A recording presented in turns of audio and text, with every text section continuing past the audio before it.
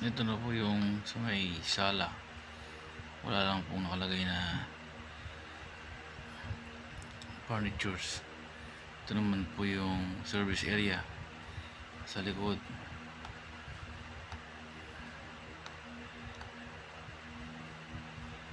Ito po yung kwarto. Tapos dito po sa banda rito yung CR.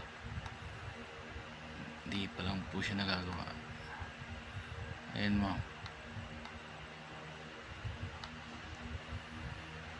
Ito yung kwarto ma'am. Ito yung sala. Ito yung service kitchen. Dito sa banda rito yung CR. Hindi ko pa lang ma'am nilagay. Tapos ito yung pintuan papasok doon sa kwarto na isa.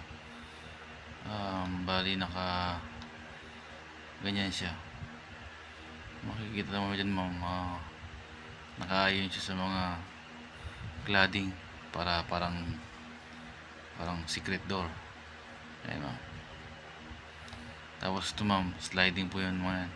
Sliding po yun papunta rito, sliding po yun papunta roon.